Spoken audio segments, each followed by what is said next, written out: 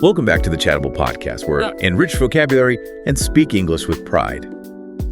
So, if you have ever sat in a corporate boardroom, or even just, listened in on a high-stakes business meeting, you might have noticed something a bit strange. Oh, yeah. The language people use. It makes modern business sound less like building a company and more like a medieval battlefield.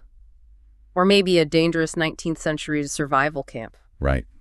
It is such a fascinating phenomenon. I mean, we just casually throw around these terms rooted in hunting and mining and warfare just to describe software updates and quarterly profit. We really do. And for you listening right now, unpacking this isn't just a fun history lesson. It's actually a strategic tool. Yeah, because if you are sitting in a negotiation or, say, pitching a client, memorizing textbook definitions of English idioms will only get you so far. Exactly. But understanding the mechanical historical weight behind these phrases, that allows you to use them with intent. It helps you project absolute confidence, command the room, and, connect with native speakers on a much deeper structural level. And we are going to prove that to you in this episode.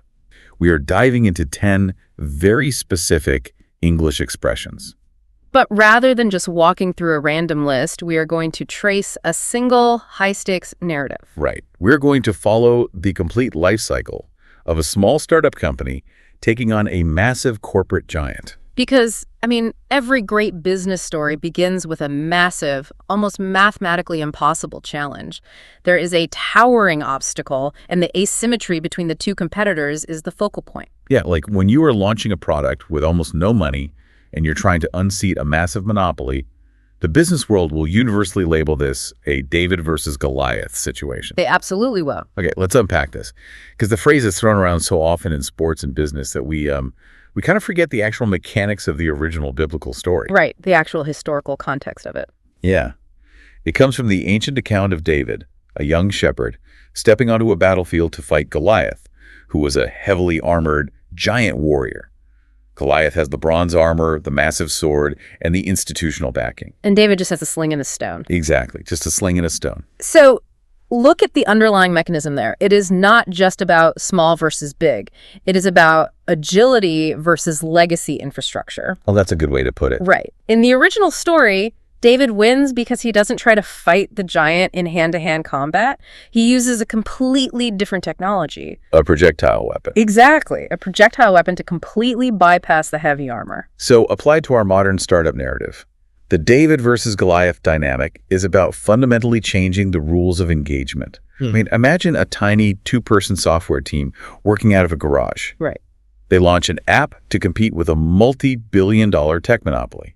The monopoly, the Goliath, has thousands of lawyers, massive marketing budgets, and bureaucratic armor. But the startup has agility. They can write and deploy code in a weekend, whereas the giant takes, 6 months just to approve a software update? Yeah, exactly. Which is why the media loves this narrative. The small team has an agility advantage. But taking on a giant requires an almost irrational level of resilience. Like, a small team has to survive the brutal early days, which requires a very specific type of loyalty. They have to stick together through thick and thin. I have always found this phrase quite warm and comforting, but through thick and thin actually has a much rougher physical origin, doesn't it? It really does. It dates back to 14th century English literature, specifically dealing with hunting and travel. Oh, wow. 14th century. Yeah. When travelers were navigating unpredictable wild landscapes, they had to keep pushing forward regardless of the terrain. The thick referred to dense, overgrown, incredibly difficult woods where you had to physically hack your way through. And the thin referred to open, sparse, easy to cross fields. So moving through thick and thin literally meant surviving both the brutal environments and the easy ones without abandoning the journey. Okay, so translate that to the psychology of a startup. Surviving those early days is basically like packing a survival kit for a long, unpredictable hike. That's a great analogy. You have your map and your compass, sure, but the single most critical asset you have is the people hiking next to you. If your partners turn back and go home the minute the terrain gets thick and difficult to walk through, well, the company dies. Exactly. It requires a total suspension of self-interest. Think about two business partners who have been building a company for a decade. They didn't abandon each other when the market completely crashed and they couldn't make payroll. That's the thick woods. Right. And they stayed aligned when they suddenly hit record profits and outside investors tried to buy them out. That would be the thin fields. But let me challenge this slightly. Loyalty is a beautiful concept, but loyalty alone does not pay the server bills. I mean, even the most dedicated, tightly bonded team is eventually going to face external threats that loyalty simply can't fix. You are absolutely right. And honestly, blind loyalty can sometimes mask incoming danger. The key to surviving the thick woods isn't just enduring it, it is spotting the danger before it suffocates you. You need a warning system. Yes, you need to spot the canary in the coal mine. This is one of the most vivid historical images in the English language, I think, and it comes straight from 19th century industrial labor. It does. Coal mining was, and in many ways still is, incredibly dangerous. One of the greatest threats was the silent buildup of toxic gases, specifically carbon monoxide, deep inside the tunnels. Which you can't even see. Right. The gas was completely invisible and entirely odorless. A miner wouldn't even know they were breathing it until it was too late. So to solve this, miners literally carried small caged birds, canaries, down into the shafts. Because the birds have much smaller, highly sensitive respiratory systems. Precisely. Due to their physiology, the birds would succumb to the toxic gas long before it affected a human. If the canary suddenly stopped singing or dropped to the bottom of the cage, well, the miners didn't call a meeting to discuss it. No, they ran. Exactly. They immediately dropped their tools and evacuated. It was a life-saving early indicator of a hidden systemic threat. Okay, so in a modern corporate context, the canary in the coal mine is usually a specific data point. It is an early warning sign that something structurally dangerous is happening beneath the surface. Yes. Let's say our underdog startup sells a monthly software subscription. If they notice a sudden, unexpected drop in early-stage subscriber renewals, that data point is the canary. It tells leadership that a massive revenue collapse is coming next month. The problem with modern business, however, is human psychology. When the canary dies in a physical coal mine, the danger is immediate. It's physical. Right, you can't ignore it. But when a data point flashes red in a startup, leadership often ignores it because dealing with the root cause is expensive and painful. They just assume it is an anomaly. But as they say, replacing a dead canary is cheap.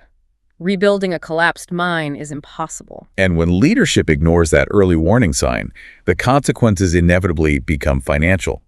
The toxic gas finally reaches the company's bank account, which introduces our next concept. The problem will quickly hit one's wallet. Notice the physical violence implied in that phrasing. It doesn't just say affect one's budget, it says hit one's wallet. It evokes the feeling of a physical blow to your pocket or your purse. Yes. It signifies an unexpected, acute financial strain that causes immediate pain. So we can trace this directly back to our startup. They ignored the drop in user engagement. Now renewals have plummeted, but at the exact same time, their cloud hosting provider raises their monthly fees by 40%. Yeah, that unexpected expense heavily hits the startup in the wallet. The cash flow is abruptly restricted, and suddenly they have to trim their marketing budget, cancel the new hires, and freeze all bonuses just to survive the quarter. Which immediately alters the entire ecosystem of the company. When a business takes a severe hit to the wallet, structural scarcity is introduced. And structural scarcity breeds intense psychological stress, which manifests in how people treat each other in the office. This naturally leads to our next phrase, which is a behavioral consequence of that financial stress. Yeah. Getting attitude. Or to give someone attitude. Right. In modern usage, giving someone attitude means projecting unprovoked irritation, disrespect, or passive-aggressive resistance during a basic, everyday interaction. It is a very defensive, hostile posture. Wait, let me pause here. So what does this all mean for team dynamics? Is getting attitude basically just a human symptom of the canary dying? Like the financial hit to the wallet directly causes the interpersonal friction? That is a great question, and yes, it absolutely does. I mean, let's say a customer politely asks about a software delay and receives attitude from the support representative. You might think, oh, that's just a bad hire. Sometimes people are just unprofessional. Right, that's the common assumption. But we have to look at the broader causality in a business ecosystem. If a previously high-functioning team suddenly starts giving attitude across the board, it is rarely an isolated character flaw. It is usually systemic. Yeah, okay. I see where you're going with this. The financial hit to the wallet means budgets were cut. Because budgets were cut, the support team is severely understaffed. Because they are understaffed, they are working 14-hour days. The attitude is just the human friction generated by an overloaded machine. So the systemic disease is the lack of funds, and the interpersonal friction is just the symptom. Exact. That reframes things completely. So the attitude isn't the root problem. It is the human equivalent of the canary in the coal mine dying. It tells you the structural environment has become toxic. It really does. Now, let's assume our underdog team pushes through this brutal phase. They survived the financial hit to their wallet, they manage the human friction and attitude, and they keep iterating on their product. They just keep surviving. Right. If they endure long enough, the external market can suddenly shift in their favor. They reach a critical threshold, which is known as a tipping point. The mechanics behind the tipping point are so fascinating. It originally comes from sociology and epidemiology, right? Like the study of how diseases spread through populations. It does. Picture a large, empty container. You start adding water to it, one single drop at a time. For a very long time, nothing visible happens. The water level slowly rises, but the container remains totally stable. You might even feel like your efforts are doing absolutely nothing. Exactly. But eventually, a single final drop falls into the container, disrupting the equilibrium and tipping the entire structure over. A tipping point is that exact magical threshold where tiny, gradual changes suddenly trigger a massive, rapid, and often viral reaction. You see this constantly in the technology sector. Our startup might grind for 18 months, acquiring 1 or 2 users a day. It feels agonizingly slow. But they are building a foundation. Right. Then a prominent tech influencer discovers their software and casually mentions it in a video. That single mention is the final drop of water. They hit the tipping point, the algorithm catches it, the network effect takes over, and suddenly they go from 10 downloads a day to 100,000 downloads overnight. And the sudden velocity of a tipping point changes the fundamental nature of the business. When a company is small, the founders can micromanage every single decision.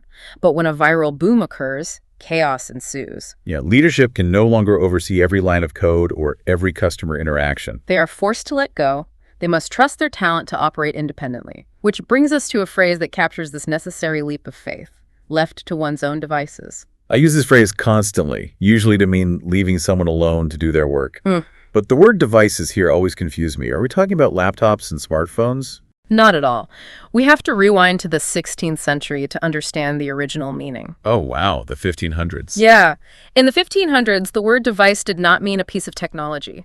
A device referred to your internal plans, your personal inclinations, your desires, or your own willpower. Okay, that makes so much more sense. Right. So to be left to your own devices meant to be abandoned to your own internal judgment without any external supervision, rules, or interference. So in the context of our rapidly scaling startup, leadership has to step back.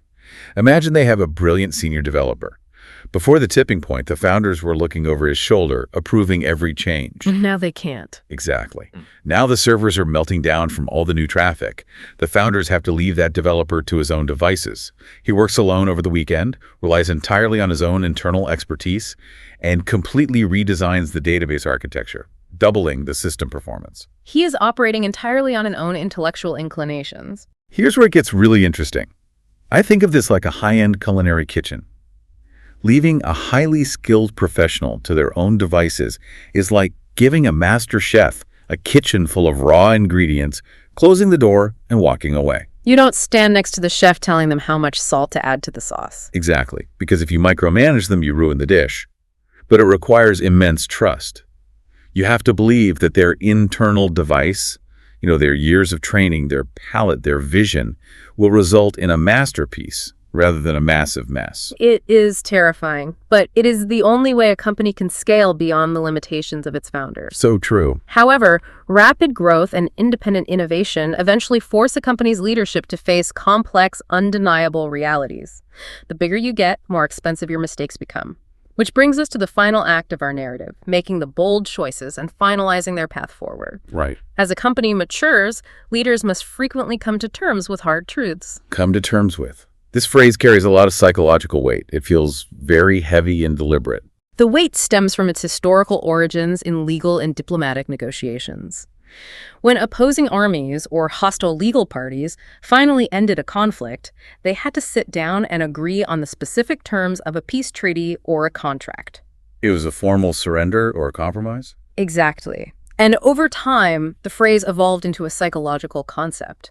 Coming to terms with something means going through an internal negotiation with your own reality, usually after a long period of denial, until you finally accept a painful truth or a limitation. The denial phase is the crucial part of that mechanism, I think. Let's look at the psychology of a startup founder. Say they tried to launch their new app internationally, and it was a complete disaster. Nobody downloaded it. Ouch. For 3 months, the founder is in total denial. They blame the marketing agency, they blame the international economy, they suffer from sunk cost fallacy, just pouring more money into a broken strategy because they cannot admit defeat. They're refusing to sign the internal peace treaty. Right. But eventually, the data is just undeniable. The founder has to come to terms with the fact that the international launch failed. They have to accept the painful limitation and realize that their pricing model needs a complete overhaul. And that acceptance is the turning point. But mental acceptance alone does not fix the business. Once you have come to terms with reality, you have to execute a solution. You transition from thought to action. Yes. This pushes us to our next phase, where a leader must finally pull the trigger. Pull the trigger. Okay, we are back to the survival and combat metaphors. This one comes directly from the mechanics of operating a firearm. The mechanics are exactly what make the metaphor so powerful. Think about the process of firing a weapon. Loading the ammunition is preparation. Aiming at the target is preparation. Controlling your breathing is preparation. But pulling the trigger is entirely different. Yes. It is a binary, decisive, and entirely irreversible action. The moment that mechanism clicks, a chemical reaction occurs. The bullet leaves the chamber, and you can never, ever take it back. In the business world, committing to a major choice is pulling the trigger. So why do so many executive boards freeze at this exact moment? We see it all the time. A company will spend millions on research and development, but they hesitate for weeks or months before launching a new platform. Because preparation feels productive, but it carries absolutely no risk. Analysis paralysis sets in because as long as you are just analyzing spreadsheets, you haven't technically failed. The moment you pull the trigger on a massive decision, you own the consequences.